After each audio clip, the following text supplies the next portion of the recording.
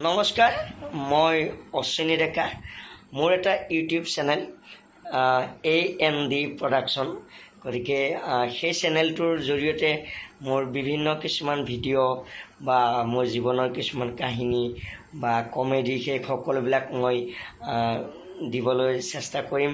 গতিকে আশা কৰোঁ চেনেলটো সকলোৱে ছাবস্ক্ৰাইব কৰক আৰু যিমানবিলাক ভিডিঅ' যায় তাত লাইক কৰিব, কমেণ্ট কৰিব, শ্বেয়াৰ কৰিব। ইমান দিনে যিমানবিলাক মৰম চেনেহ দি আগবঢ়াই নিছে, গতিকে অনাগত দিনবিলাকতো যেন সেই মৰম চেনেহবিলাক একেই থাকে, অটুট থাকে।